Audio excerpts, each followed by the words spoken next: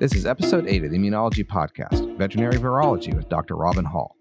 Hey everyone, this is Dr. Jason Goldsmith and Dr. Brenda Rout. Welcome back to the Immunology Podcast, where we have conversations with immunologists. The Immunology Podcast is brought to you by STEMCELL Technologies, a global biotechnology company supporting life science research and fostering communication and collaboration in science.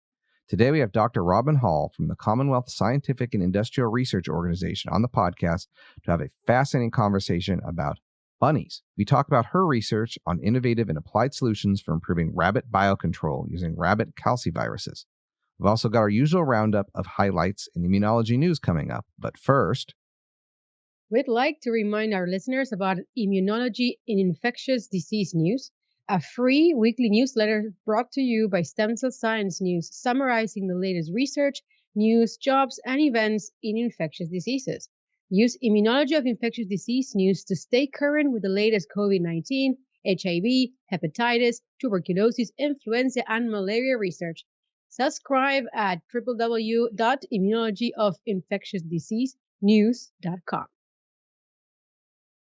All right. Well, hey, Brenda, how have you been? Ready to talk about some science today? Indeed. You know, I was hoping we'd have a good Delta virus paper out, but we don't yet have a good Delta virus paper yet. So we'll just have to wait for the Delta variant.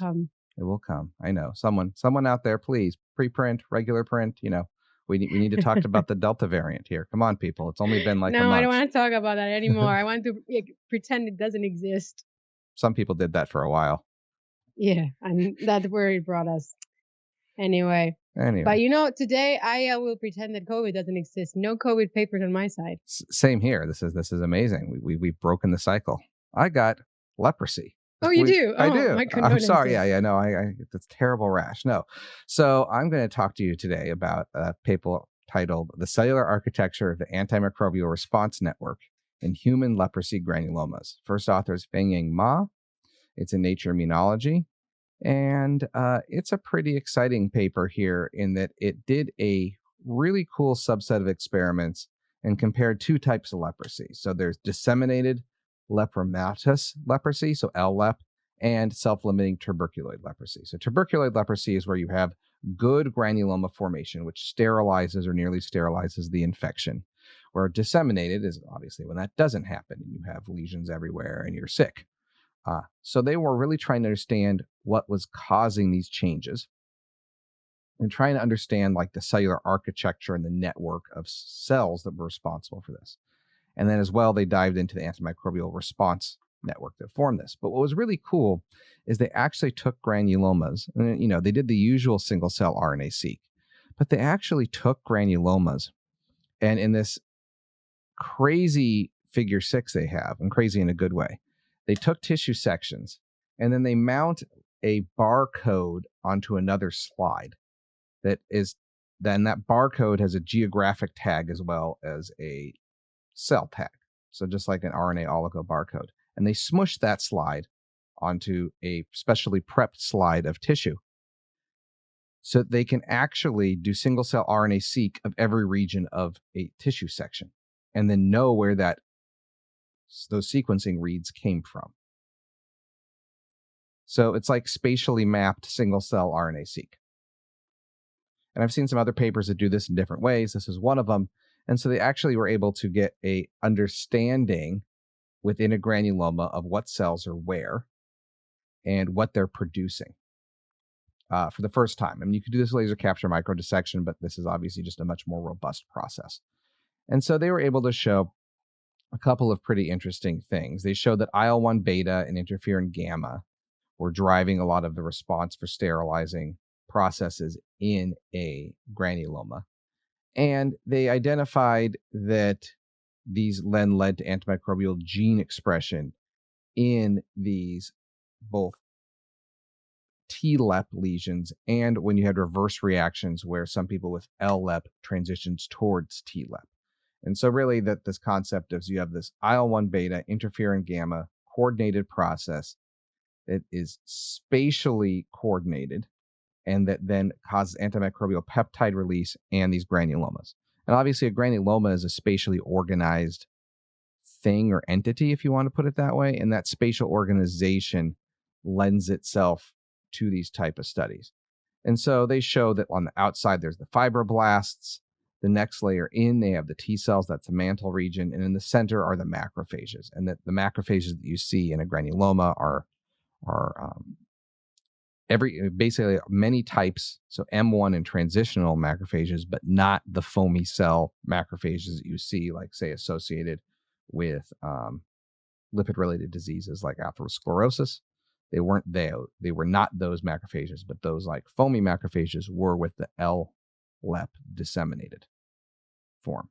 And so there you go. I was like, oh, this is going to be a single cell RNA-seq paper looking at a few things. And they slapped me in the face with this really cool spatial organization. It was very neat to see. And they really did a deep dive of like, these cells in this spot produce these genes, and those are related to these cells next to this. And that signaling leads to that, because you assume that something spatially close can drive the other signaling. And then they go through this all network analysis and lead it back to IL-1 beta and interferon gamma as being the main drivers. Yeah, I think nowadays with this spatial sequencing, you can really get some information that is quite amazing, and it's so cool to understand the architecture. Especially, I think in the case of this granulomas, that, as you said, their architecture is kind of one of the main features of the structure, so to say. When people have, in the case of people with leprosy, so these are the granulomas are the ones that we know as the typical leprosy signs. The granulomas are found on the skin, or are these lung granulomas? These are mostly on the skin. They use this to study as an analogy to tuberculosis, because it's the same. Mm-hmm. It's a mycoplasma as well, a mycobacterium, really, not mycoplasma. But you don't have the difficulty with access like you do with a lung lesion. But like, the terrible lesions from leprosy are more disseminated, which then you try to granulomatize, and you do to an extent or not, versus, a quiescence, you have a granuloma or two and a small lesion or two on your skin, and you're holding it in check. But I think, though, I've seen this spatial organization and spatial sequencing is really cool. So I think anyone who's been doing this lately, I've seen a couple of these papers on Twitter, but like, at us on Twitter, if you have a paper out that you put with spatial sequencing, just to like raise the awareness of this, because it's been pretty neat to see. I think there's 3 or 4 different methods that are kind of coming online all within the last few months, which means it's been taking like 3 or 4 years for the papers to come, work their way through. But I'm like starting to see more and more papers with it. Are they using, is it nanostring technology that they're using? So some people are taking glass slides and placing oligos on glass slides that are like spatially printed.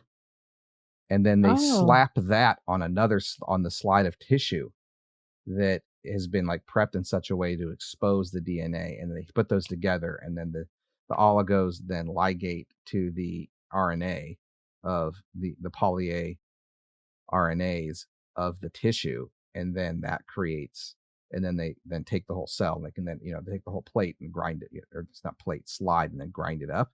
And so because the barcode on that glass slide they're putting down, it has both enough barcode variations for that point, and each point, with whatever spatial resolution they have, has its own barcode as well. And so then it can be reassembled using a computer smarter than all of us. All right. Oh, yeah, it's crazy. It's really cool. Well, I will continue with my paper, my gift from me to you. And I'm going to change a little bit. Now you mentioned RNA. I'm going to keep talking about RNA, but my paper is looking at the effect of modulating RNA splicing and how that affects the presentation of neoepitopes in tumor cells. So this paper, pharmacologic modulation of RNA splicing enhances anti-tumor immunity, was published in Cell. And first authors are Sidney Liu, Emma Denef, and James Thomas. And it seems to be a collaboration between the labs of Omar Abdel Wahab from Memorial Sloan Kettering Cancer Center in New York, and Robert Bradley from the Fred Hutch in Seattle. And in this paper, they take a close look into the effects of modulating splicing in tumor cells. They have a kind of a battery of different inhibitors that are targeting different elements of the spliceosome or different parts of the splicing mechanism.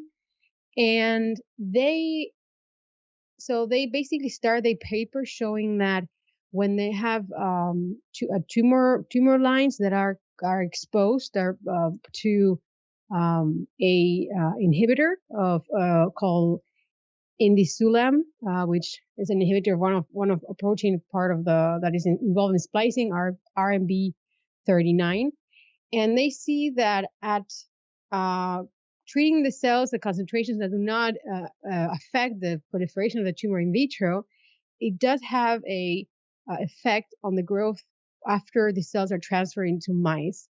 So the treated tumors grow slower. And this is an effect that is dependent on T cells because it doesn't work on RAC2 knockout mice, so they don't have T cells, or on tumors that are knocked out. They're not expressing the beta-2M protein, and therefore cannot present antigen on class 1. And so this really points out towards a recognition by T cells in these mice. And what I also see is that if they take lysates from tumor cells treated or not treated, and they load them on antigen-presenting cells, this antigen-presenting cells with treated tumors, with lysates from treated tumors, are more immunogenic against kind of naive mouse cells than their control counterparts.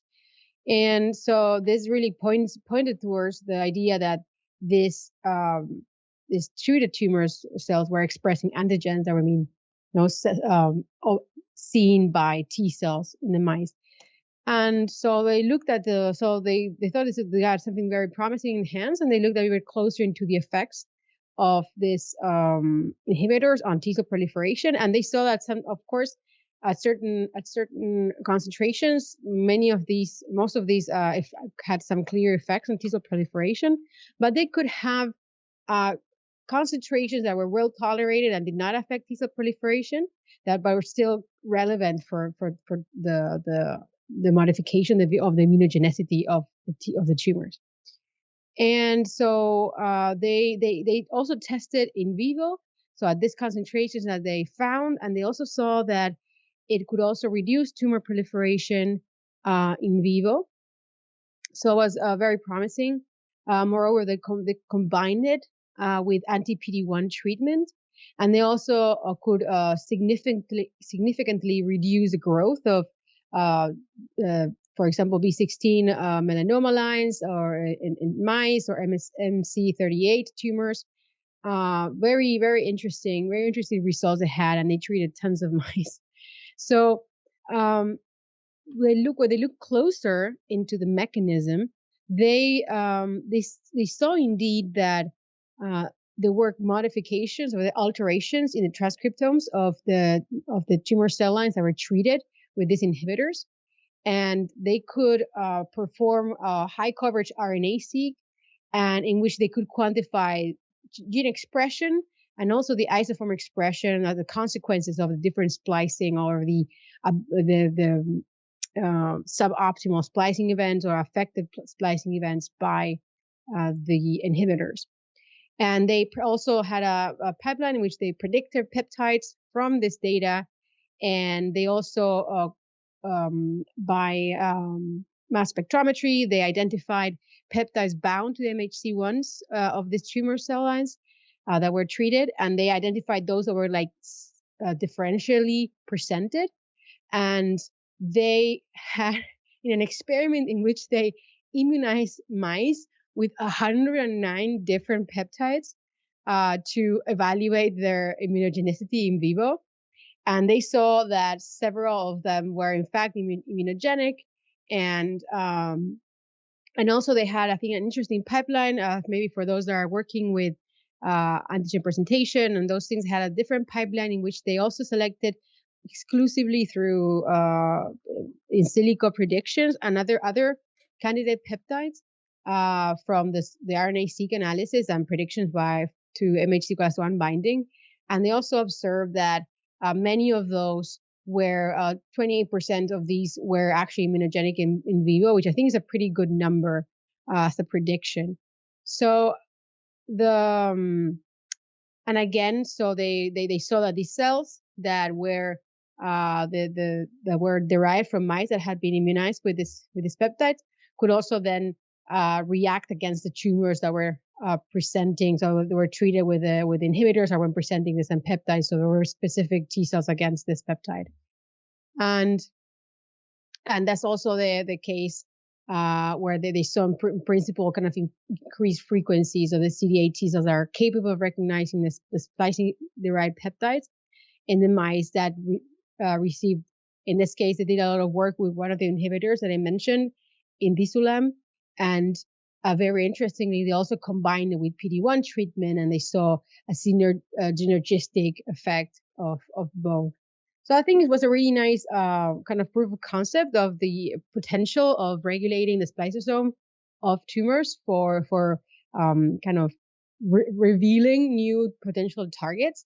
Of course, there's always, I think there's more work to do regarding how does that affect the transcriptome of normal cells and those things. But I think that in general, they show that these inhibitors are tolerated, they're not toxic, and they could potentially, maybe in tumor cells that are already a little bit dysregulated, could be promising for surfacing new antigens. Interesting. So splicing inhibition leads to the basically generation and then presentation of more antigenic peptides by MHC that lead to tumoral immunity. Right. So they're peptides that are usually not presented. So they're kind of neoantigens that are not expressed normally at all. And does this have any toxicity in these hundreds of mice that they did all this to? Because I'm wondering, if you're starting to mess with RNA splicing, are you going to make neoantigens on regular tissue, everything and its uncle? Are you going to cause problems with biology function with splicing inhibitors? So they see that they don't see toxicity. So they do a very in-depth evaluation of like tissues and pathology of the mice, and they don't show any toxicity that would be expected if you have kind of an autoimmune response because your own tissues are starting to express this aberrant peptides, and they're really limited to certain concentrations of the inhibitors and no more.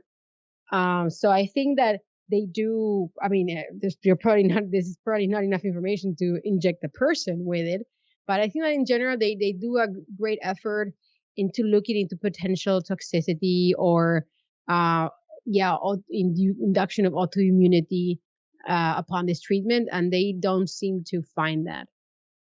Interesting. Well, at least I'm happy they did that. A lot of people forget, so that's good. All right. Well, I know that you're going to talk about something related to this in a bit because I can see the show notes, but I'm going to start and jump into follicles first and talk about follicular lymphoma and how it triggers a phenotypic and functional remodeling of the human lymphoid stromal cell landscape. That is the title of the paper. First author is Frédéric Morcin. It is in Immunity, and it actually comes out in August. So this is the preprint posted here. So this was an interesting paper. Also, a lot of single-cell RNA-seq, a lot of spatial understanding and organization, but they did not use the spatial map single-cell RNA-seq. But what they did is they spent a good chunk of the paper defining the lymphoid stromal cells, so all the tissue populations in the stroma around lymph tissue in humans by single-cell RNA-seq, and then looked at what happened in the last couple of figures in the lymphoma environment. And so, to keep it high level, because this paper has a lot of acronyms, and I had to write them down and then read the paper twice and then track it all. But for the audience to follow along here, what they really defined was that there are follicular dendritic sites, follicular reticular cell, and then follicular double negative cells. And these double negative cells are characterized by CD49 being high and other markers being low. So I think that is GP38 and CD31 negative, CD49 high, but they call those double negatives. And so what they showed was that these cells existed in a certain basal state at baseline, but in the presence of lymphoma, um, the populations all kind of mushed together a little bit more, is the easiest way to describe it in terms of RNA-seq. And especially the double negatives drifted away from being a distinct population. And these double negatives then got reprogrammed to produce a bunch of TNF and TGF beta and support tumor growth. So basically, the lymphomas, and then they did some ex vivo studies and showed that if you just took lymphoma cells and put them next to regular old double negative cells, that they would then cause the double negative cells to switch their state of function. So it looks like, and that's what made this paper really cool, was that lymphoma, and so, aberrant B cells, bidirectionally crosstalk with the immune cells to reprogram. So these cancerous immune cells reprogram these lymphoid stromal cells in the tumor environment to make them more supportive. So once they've gone rogue, they actually then send out signals to the surrounding tissue to cause the tissue to support their further dysfunction and disease state. And it's through a TNF and TGF beta dependent pathways. It reprogrammed the entire set to be more similar and more pro-tumor. So the distinct populations become less distinct because they all become more pro-tumor and thus more similar to each other. And so, I actually think that, if anyone's going to go read this paper as well, I would read figure 1 first, hop to figure 6 and 7, then read it all the way through and see how they define these populations and go from there. There's a lot of different subpopulations, but there's this core 3 that figure 1 really describes. And then they show this ability for the cancer cells that reprogram things in figure 6 and 7, which is the real money. And then they can kind of fill in the blanks after that. But it's very fascinating that they were able to find this. And in human populations. This isn't just mirroring experiments. This is all in human tissue. Just mirroring experiments, some respect to all of those heroic mouse cancer curers. I love mouse experiments. And it's also very true that if mice had cancer, we have it cured by now. Like we can cure mouse cancer better than anything else that we can do in the world.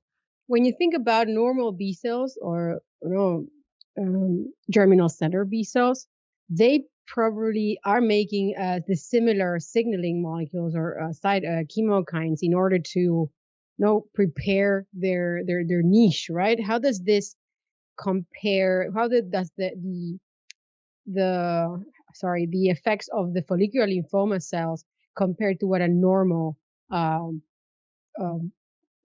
grow a germinal center B cell would do? Well, so that's what they showed. They showed that at baseline, you have these 3 different states of follicular cells and more, but these 3 popular ones, and then they're fine, and then don't secrete a whole bunch of TNF, for instance. They're pretty quiescent. They don't secrete a bunch of TNF or TGF. They're not pro-tumor.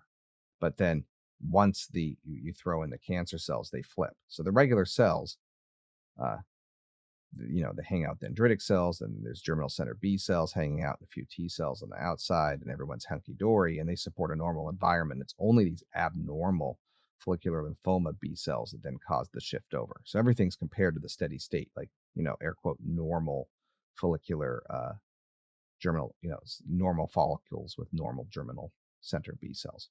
So at baseline, that is what they're seeing. And they're seeing the state switch with the cancer. They don't really go into depth about how the regular B cell supports that environment because that's the baseline environment. But they see that there's a phase shift. Yeah, so this is basically how the lymphoma is completely restructuring the lymphoid tissue. So a lymph node. They're looking at tonsil tissue. Tonsil, yep, tonsil. Which people just like to throw away. So it's a good source. Yeah. All these cancer cells always making messes here and there. When will they learn? Okay, so for the last topic of the day, I'm going to talk about my favorite T cell subset, I think. You might know which one it is, of course. Regulatory T cells, the pragmatic cells of the T cell repertoire, the peacemakers, the inflammation controllers. So I will talk about this paper was published in Nature Immunology. First author Simon Esquweiler, and from the lab of Panduragan Villayand from La Jolla Institute for Immunology in California. And it's titled Intratumoral Follicular Regulatory T Cells Curtail Anti-PD-1 Treatment Efficacy. And I think it's a really nice view on Tregs in tumors. I think that especially in the last years, it's been very clear. And for all those that were focusing on CD8 cells, I think people are slowly really coming to grip of how important it is to look at regulatory T cells. They're very prevalent in many cancer types. They're clearly doing something in there. And in this paper, they're focusing on one particularly type of regulatory T cell that I think it might be still a little bit, I think it's still developing the identity of the cell subset. I think it's not completely mainstream yet, but it's basically cells that are FOXP3 positive cells or Tregs that are expressing a certain molecules, certain markers that are very typical of follicular helper cells as well. CXCR5, they are expressing or BCL6, and that kind of they overlap them with follicular helper cells. And so there's different definitions that make a follicular regulatory T cells. So on the one hand, people are using only extracellular markers, and then they define them as CXCR5 positive, GITR negative, GITR positive cells or GITR high. And on the other hand, so also people are using the FOXP3 transcription factor, but they're also looking at co-expression of BCL6. And these are two ways that people are usually defining this Treg subset. And I think probably I hope that this definition gets a little bit more refined as we understand more about the cells. So basically, what is important, the starting point of this paper is the fact that you see this population in tumor, so in cells, T cells from tumor. They start their first figure by looking into pre-existing data sets, and they find, looking at the expression of these markers, they find substantial proportions of the Tregs in these tumors that are expressing BCL6 or CXCR5 together with FOXP3. And what they also observe is that they are expressing, this population are expressing the highest levels of CTLA4 and PD-1 among all of the tumor infiltrating T cells. And this, of course, when you're thinking about the fact that these are the targets for the most popular or the current checkpoint inhibition treatments, I think that's very relevant. And moreover, when they look at we're looking into the position of the location of these follicular regulatory T cells, they see that they're, unlike regular Tregs, the ones that don't express BCL6 or CXCR5, they see that they're predominantly located in tertiary lymph structures where no regular follicular helper cells are, and B cells, and these structures that also we're starting to understand that are also found in many tumor environments. And they look also into their transcriptomic. They do some bulk RNA sequencing, and they look at the transcriptomic features, and they also identify specific features of this population that I think will help into better defining the characteristics of follicular regulatory T cells. And they show that there's differences between kind of standard Tregs and these follicular regulatory T cells. And moreover, they show that they are very proliferative in tumor tissue, also probably more than regular Tregs. What is very interesting is that when they look into their, they see an increased clonality and they seem to recognize more self-antigen very strongly. And they come with a kind of a model in which follicular regulatory T cells are derived from Tregs that migrate into the tumor. They start recognizing self-antigen presented by the tumor, and that activates them and generates their differentiation into TFRs, so follicular regulatory T cells. And I think what is the most important part of this, so they do a lot of characterization, and it's a very, very nice paper to look at. And I think what I want to kind of focus on is what they look into the effects of anti-PD-1 monotherapy. And their results suggest that actually this therapy can increase the functionality of these TFRs because as they express so much, they're actually also highly responsive to the blockade of PD-1 signaling, which might be related to the negative effect of having Tregs in the tumor when it comes to responding to PD-1 therapy. And also, and this I think is not complete, sometimes it's a little bit debated, but they see that CTLA monotherapy resulting in an increased depletion of mostly the TFRs compared with regular regulatory T cells, because they're the ones that express CTLA4 the most. And so they conclude that they favor a treatment, that a sequential treatment with CTLA4 followed by PD-1 therapy, that in their mouse models leads to a significantly higher reduction in the tumor volume compared to monotherapy separated. And they also look into human data, and they also suggest that the sequential treatment, those patients that have sequential treatment with CTLA4 and followed by PD-1, are also associated with a better long-term survival. And they conclude that this might be related to first a depletion of this TFR population, and then the activation of regular follicular helper cells and other T cells and CD8 T cells in the tumor without the presence of this inhibitory population, which they also show that is really highly inhibitory of CD8 function in general. So I think it's a really nice paper when it comes to understanding this population. And I think there's a lot of cool information. And it really addresses one of these questions but it's just quite crucial, how to administer this checkpoint inhibition therapies, which is not completely clear what is the best way. And a lot of clinical trials are looking into the combinatory possibilities. And I think this gives some educated guesses about mechanisms of effectivity of these treatments.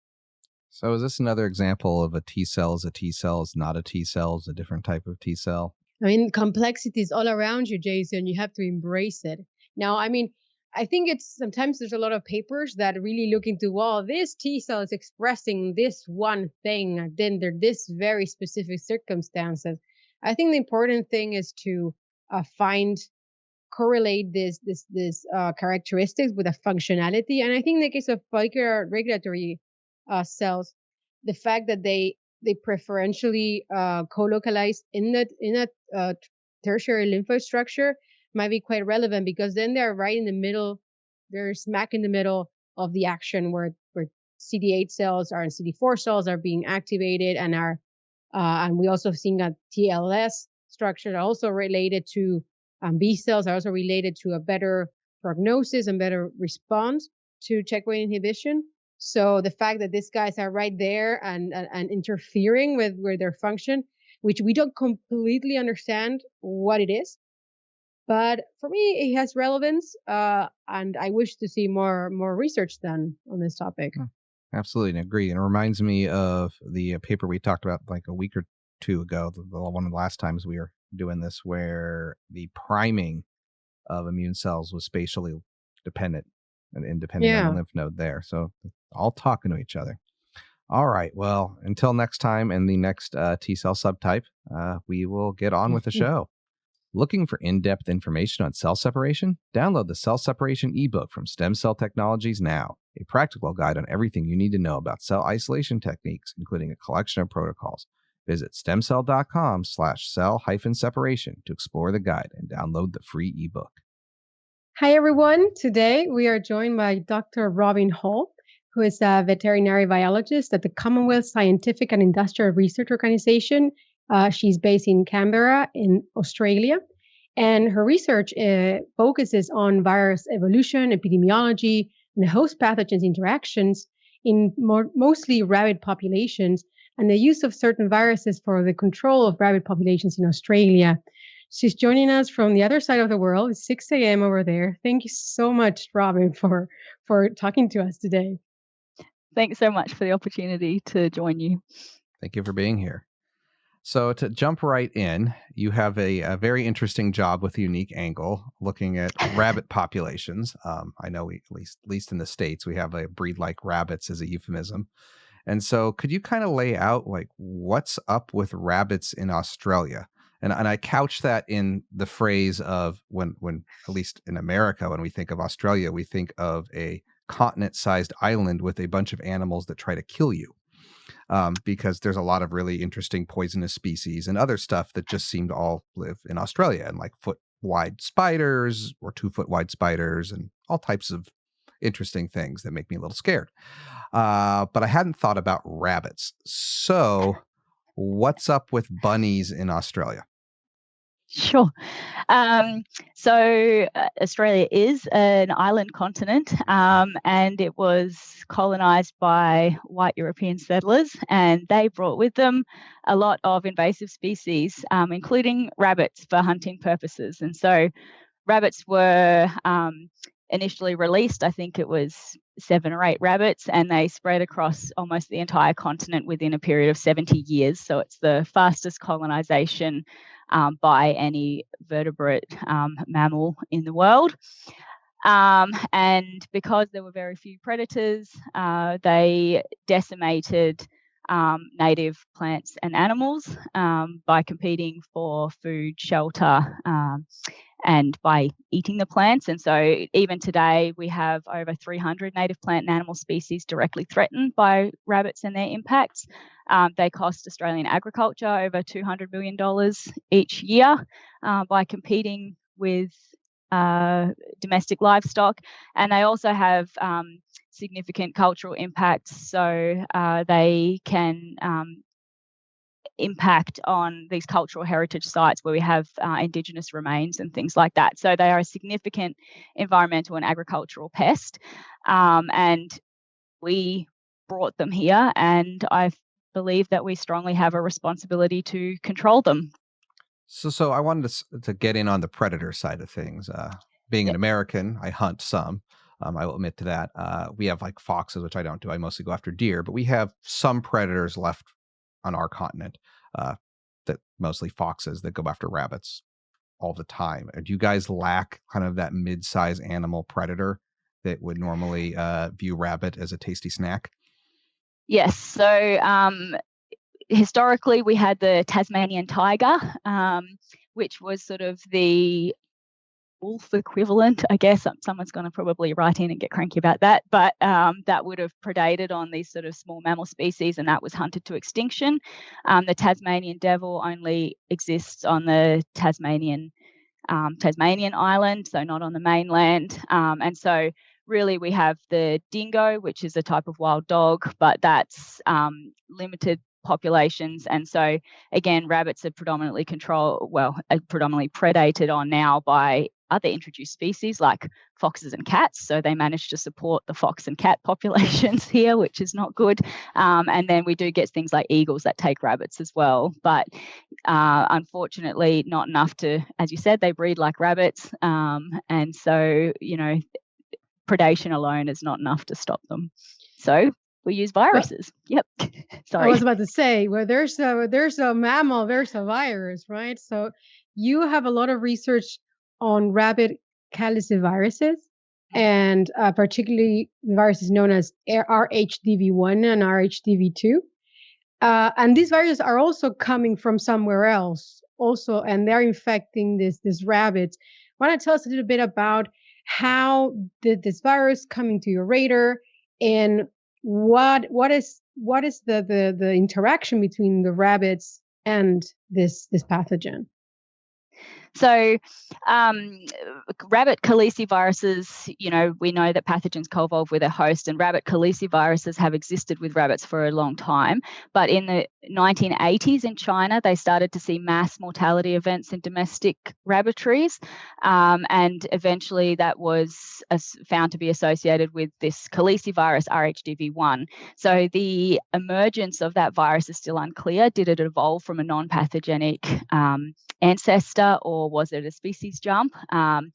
But ultimately, these viruses are caliciviruses. They're incredibly environmentally stable, and they're shed in huge quantities from infected individuals. And so that very quickly spread across the world, wherever there were rabbit populations, with significant impacts in Europe, where rabbits are a keystone species that support the European native predators. And so that was RHDV1. So that was identified with Australians having these problems with rabbits.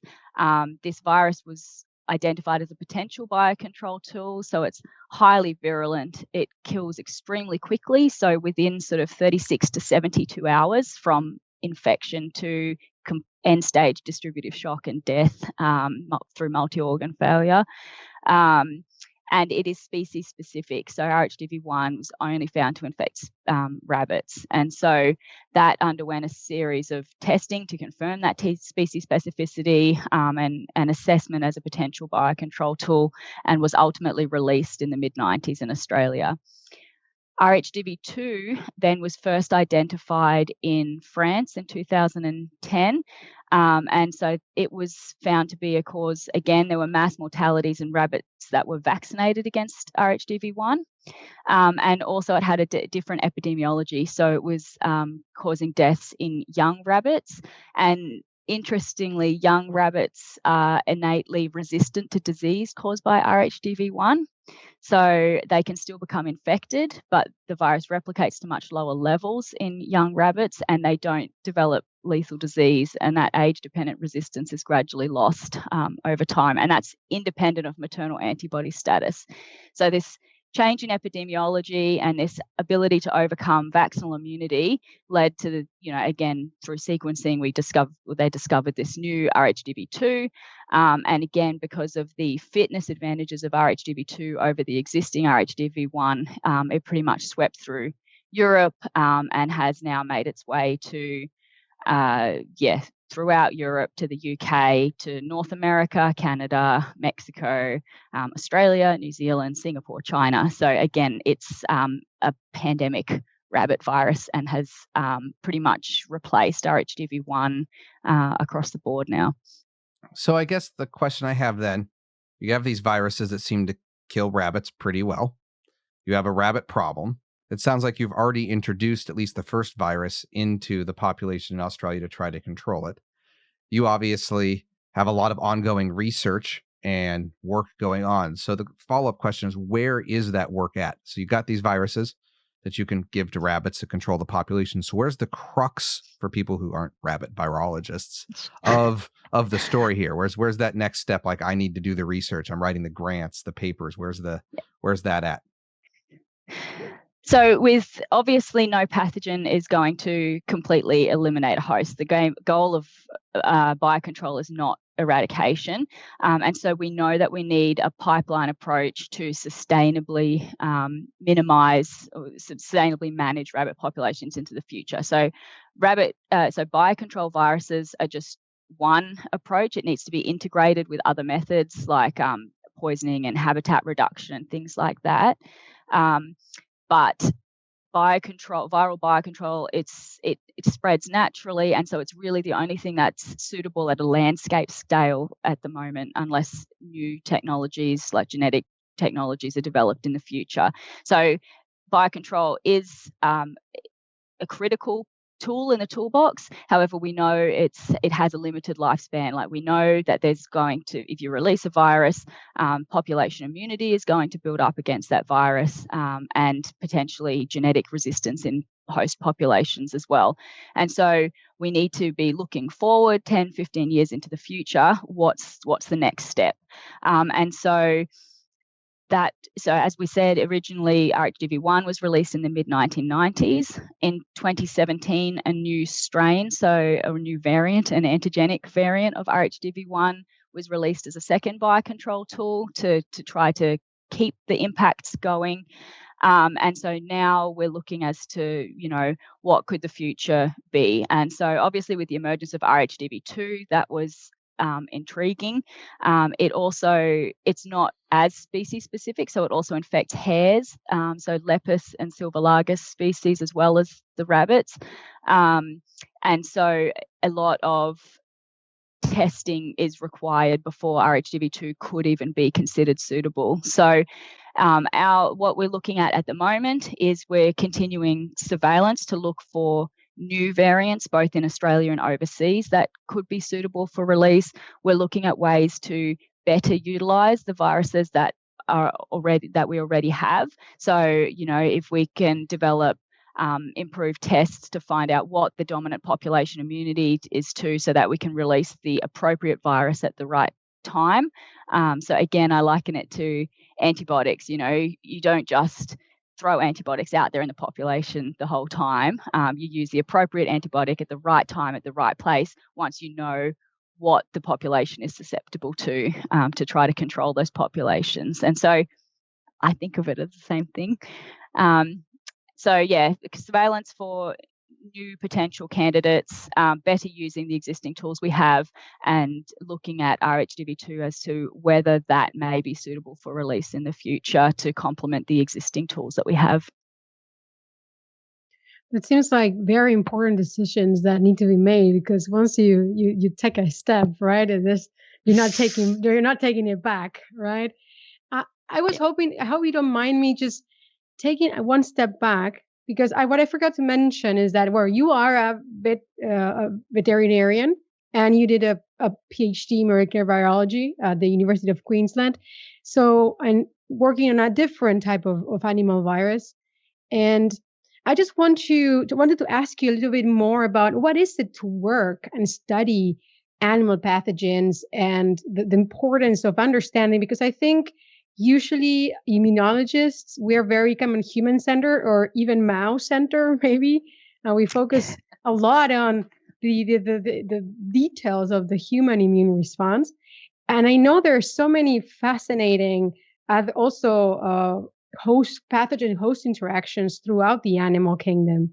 And I was hoping you can maybe tell us a little bit about your experience being in this field, and then which took you into your current position, working by harnessing this understanding into, for example, population control.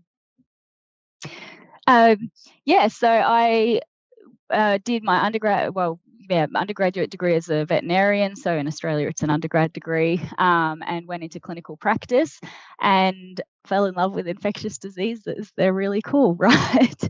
And really important. So significant impact both on domestic, pets, as well as livestock and food production. And so and zoonotic as well, so on humans. So the whole One Health approach, animals impact our everyday lives, and it's really important for global food production, and as a reservoir for infectious diseases that potentially could threaten humans.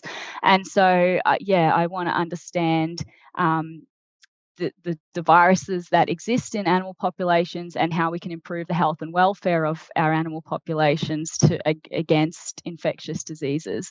And so, that took me to a PhD in virology, molecular virology, looking at recombinant vaccines for the poultry industry.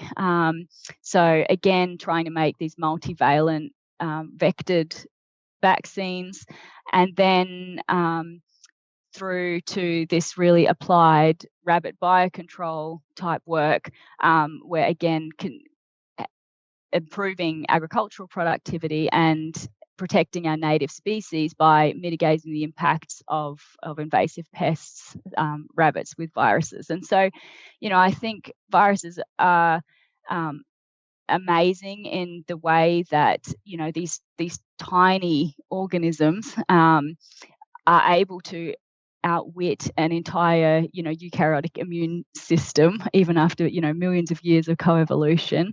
And so understanding that and harnessing that and utilizing our understanding to, again, develop vaccines and to use viruses or components of viruses as tools to improve, human and animal health and welfare.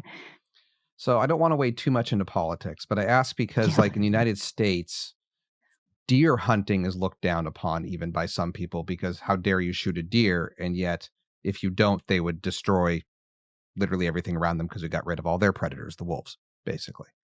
And so I was wondering, do you have this issue as well with looking at viruses as biocontrol for rabbits? I imagine, like, there's concerns of, oh, you release something here, how does that work in the rest of the world? So like you want to release a virus in Australia, but as we've mentioned, like some of the viruses you're seeing spread over the world. So is there like consortiums to kind of negotiate that and make sure everyone's comfortable? Like, I mean, it seems like it's very, very complex. And so I was wondering if you could talk to it just at a high level of how you navigate those types of things and how this has been done. Because, like, frankly, this is the first I've encountered of learning about a virus control schema for an animal population. Yeah, thanks, Jason. You're right. It is quite fraught. There are a lot of considerations to take into account. So there's both the domestic rabbit pet owning population. So there are, as you pointed out, people who are dead set against any form of lethal biocontrol. And certainly that's a valid viewpoint, and they are concerned about their pets. And so we need to make sure that appropriate vaccines are available to protect pet rabbits, because we're trying to impact wild rabbits, not pet rabbits. And that, I think, that concern about lethal biocontrol or lethal control in general it will only increase in the future. And, we would love to have non-lethal control options available. But unfortunately, at the current time, really we're limited to the tools we have. So unless we can develop genetic control tools that are suitable and approved for release, fertility control methods, so like virally vectored immunocontraception, has been looked at in the past and was just not feasible at a landscape scale. And so at the moment, we're left with biocontrol. And as I said, it's part of an integrated control program, but we really do need to be conscientious that it's people do disagree with it.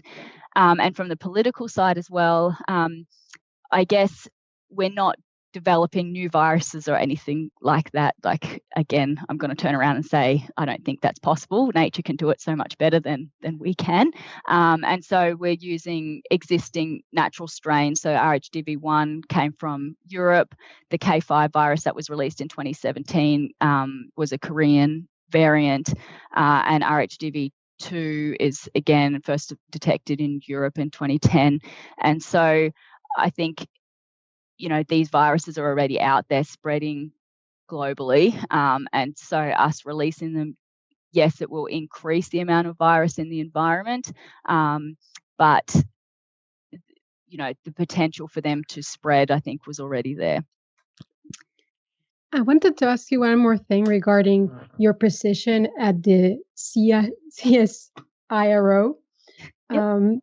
I noticed that in your website, for example, there's a way of people for sending you samples, which makes me think about what is the role of your research group and your institution with the public, and how do you think of your role in Australian conservation society, so to say? So we have quite a broad research portfolio, I guess you would say. So we work very closely with state governments, particularly South Australia and New South Wales, on the rabbit portfolio, and with industry. So our funding comes through Meat and Livestock Australia and the Centre for Invasive Species Solutions. And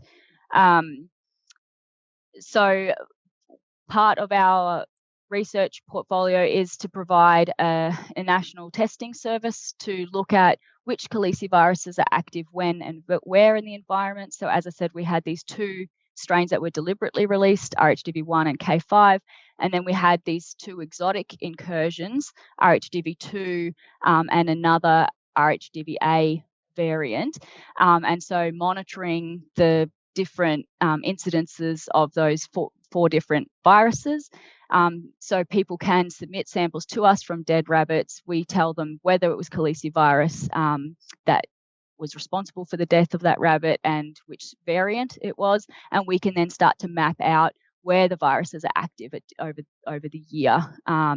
And so through that, I think we have the opportunity to engage with the public a lot, which I've really appreciated, and I hope they've appreciated it too. But we really, I think, start to get a finger on the pulse about what's happening, where these outbreaks are, and the impact it's having on domestic rabbits and on farmers as well. So obviously, we have people raise concerns from the domestic rabbit side, but we really hear from the farmers saying, oh, the numbers were, we had heaps of rabbits and then the virus came through and just, now we're not seeing any wild rabbits at all. And so I think it's really good for us to have that direct connection with the applications that we're trying to see. So with the end users of our research, I suppose.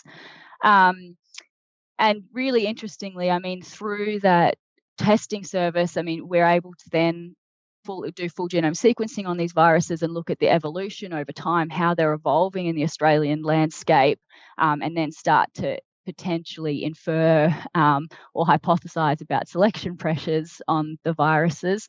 And again, through that testing service and through that sequencing, we've started to identify these recombinant variants. So what we're finding is that these viruses, originally we only had RHDV1 in Australia, and now that we have multiple different types of viruses, they're switching out the 2 halves of the genome. So the non-structural proteins and the structural coding sequences are effectively, it's like a segmented virus, but the 2 bits are joined, but they switch at this position and to produce these recombinants. And so we found 2 new recombinants within the 5 years that RHDV2 has been present. And so it's fascinating thinking about what are the fitness advantages conferred by these different non-structural genes, and the selection pressures that are working with the virus for the virus to switch out and recombine this way.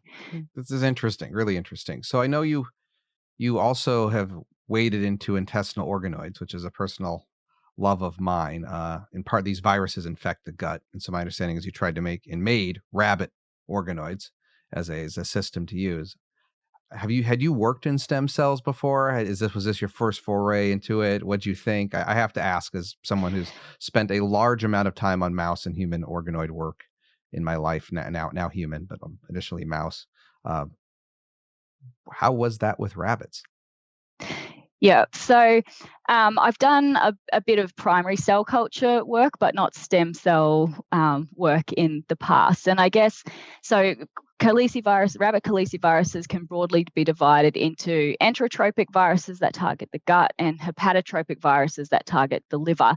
And the pathogenic ones are these hepatotropic ones. But, rabbit caliciviruses, like many other caliciviruses, don't grow in cell culture, which has really hampered a lot of the work that we can do. So all of our work needs to be done in vivo, in rabbits, which in one way is great because it's not a model system, you're working with the actual host pathogen system. And so I think that's really important. But it makes it laborious. There's a lot of individual variation. It's hard to do statistically significant numbers. And so, nobody in their right mind would work on a non-cultivatable virus, apart from the fact that we need it for biocontrol purposes. So when human calicivirus was shown in 2016 by the Estes lab from Baylor College of Medicine to grow in human intestinal organoids, we thought, well, can we develop rabbit intestinal organoids, and can we grow the enterotropic rabbit viruses in rabbit intestinal organoids?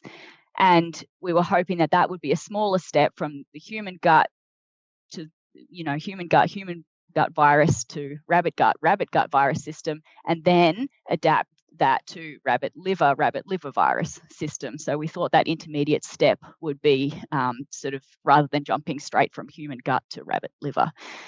So yeah, we set about generating rabbit intestinal organoids, and that worked quite well. So we developed the organoids, we characterized them, they look like rabbit intestine, and we attempted to grow those rabbit gut caliciviruses in that system, and sadly have not seen any replication yet. But again, from the human calicivirus space, we know that there are a lot of organoid factors that contributing to replication. So we know that some strains are bile acid dependent. We have tried bile in our rabbit gut system, but we also know that there are still some strains of human norovirus that can't be cultivated in those human intestinal enteroids. And so potentially we're still looking at a strain, a virus variant organoid mismatch. And so there's a number of things we can try, but ultimately our end game would be rabbit liver organoids, and cultivating the hepatotropic viruses in those rabbit liver organoids. So it was assumed that the intestinal system would be easier, but now we're shifting towards making rabbit liver organoids, and they're looking good, and so then we'll try to infect those. So yeah, certainly the organoid space has been amazing. It's a lot of it's very exciting, and if we can develop a culture system, I think the ability to start to really critically test some of these hypotheses that we're developing from what we're seeing in the field will be, so it'll really be able to advance our understanding of the fundamental biology of these viruses. Yeah, so no, it's interesting because I actually, even before we had ended up booking you for the interview, since I have like my Google Scholar set up to give me automatic searches for anything intestinal organoid, I'd seen your paper just pop up on, rabbits. I'm like, huh. Well, this is interesting. In another week, another interesting model organism system, but I had no idea the kind of the linkages behind it. I also wonder if like co-culture will eventually be in your road, like a nice little transwell where you got the gut on the top part and some hepatocytes on the bottom part. And I know people are already doing that for PSC, which is primary sclerosing cholangitis, and other systems in mice. And so I know that technology generally exists out there, and liver shouldn't be too hard to grow in a dish. Generally speaking, it likes to grow. Even in people, it grows. So I think there's lots of ways that the rabbit intestinal organoids could be optimized, and the rabbit liver ones as well. So, it works quite well using the standard mouse culture media and conditions. But I think what we've seen is that they do start to spontaneously differentiate at times. They're, like all organoids, they're quite touchy. But yeah, I think I don't think we have the perfect stem cell niche for the rabbit organoids. Like, I think most of the time they're fine, but they're sitting on that knife edge, and so any little thing will sort of knock it over. And so I think there's the opportunity to start to express some of like rabbit EGF and other sort of growth factors, and actually expressing rabbit specific factors. I think we can probably optimize the system a little bit. It's good enough, but we could make it better. And I think going forward, that's something we'll look at. And the other, there's another group in France as well that have done rabbit colonic organoids or cecal organoids. And I think because, rabbits are a major food source in certain parts of the world, or an important food source in certain parts of the world. And so being able to study the, intestinal metabolism or intestinal physiology for rabbits is really important for maximizing feed conversion efficiency and improved production of meat protein.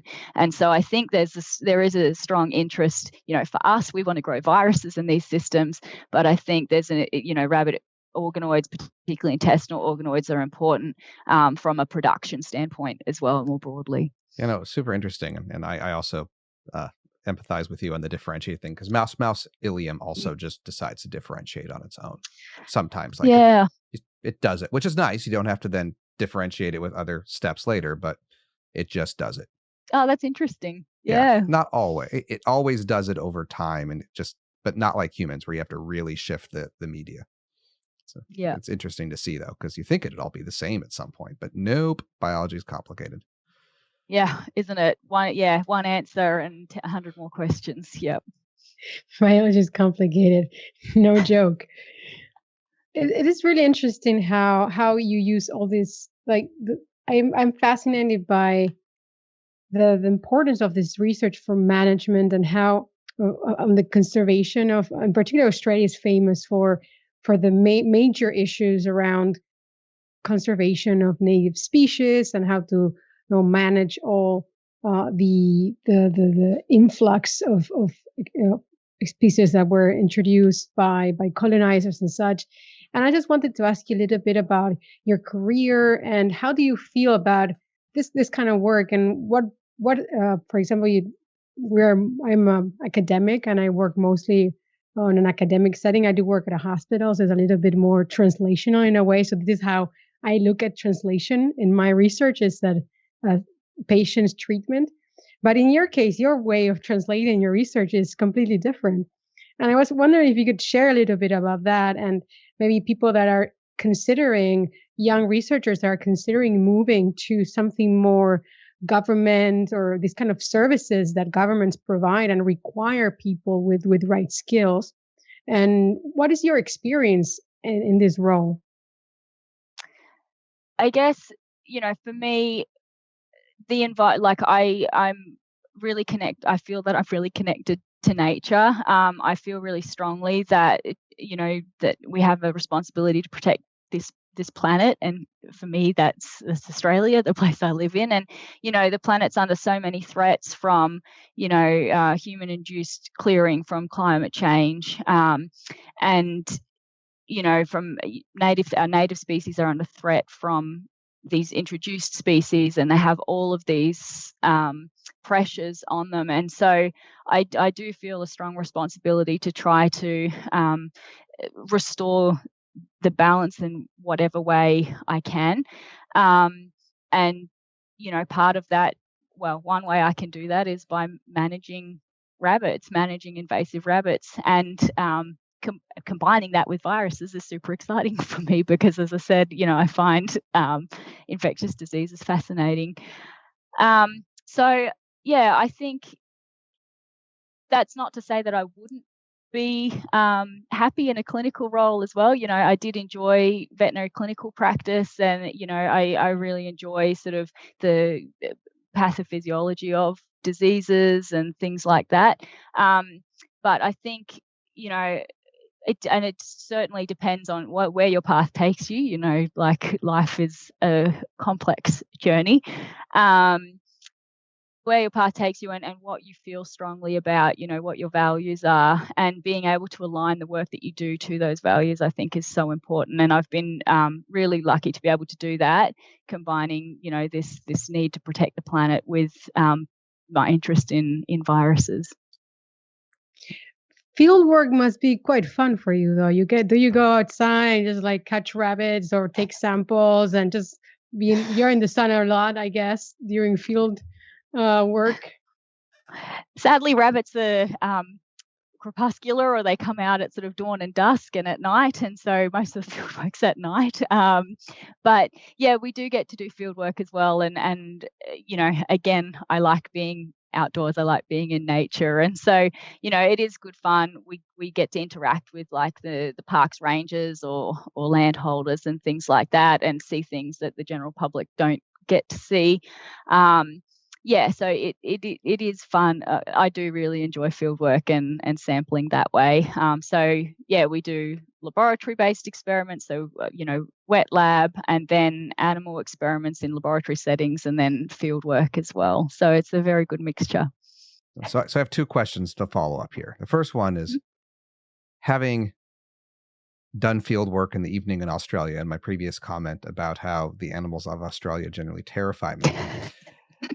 Have you ever had an encounter with an animal in the evening in Australia that was somewhat nerve-wracking in any way? Like, an evening, I know kangaroos kind of get in people's face. I know that you're out there. I don't know if you've had any interesting experiences with the wildlife while hunting for rabbits. That's the first question. A poisonous platypus. Have seen platypus on field work, but I didn't feel particularly threatened. I wasn't getting in the water and it wasn't coming out after me. I think the most dangerous thing is, driving to and from the field sites, because they're relatively remote, and you do get, as you said, kangaroos and wombats as well walking across the road. And so, at sort of 2 or 3 in the morning when you're tired and you just want to go home and having to watch out for these sort of, and I don't know if wombats are like, they're like giant bricks, very large, very large cement blocks. And if you hit one, it's, very unpleasant for the wombat, obviously, but it will do some serious damage to the car. And so I think that's probably the most terrifying, is trying to navigate the roads in the early hours of the morning. All right. Well, and then the next question is, we always like to ask people this at the end here. So if you were not a scientist, I'm going to add on, and not a clinical veterinarian, because that's too easy, what would you be? So lots of things. So I've recently applied to European Space Agency to be part of their astronaut program. So if anybody out there is listening, pick me. So that's wonderful. Good luck. Thank you. I don't know if Kate Rubins is a virologist who's a NASA, and I mean, she's just such an inspiration. But yeah, astronaut. I do a lot of bushwalking. I'd love to, work for one of those outdoor adventure companies, or leading multi-day bushwalks. I could be a stay-at-home dog mom or a dog trainer. That would be great. And, I've certainly done some time in both diagnostic virology labs and in secondments to government in policy, and both of those have been enjoyable as well. So I think, that's the beauty of science, is that, you can, and even if I wasn't a scientist, there's, as long as my values are curiosity, purpose, and competence. And so I think, as long as I'm learning and exploring and, improving the planet in whatever way I can. So many possibilities. That's such a high note to end this interview. All right, I got to log this. Does anyone ever else say astronaut? I was not anticipating that. I think that's a new one, and that's I heard about. That's great. I'm so happy to hear someone that applied to that program. I saw the open application. I thought, that sounds interesting, but yeah, no, I did not go as far as actually applying. So I'm looking forward to the new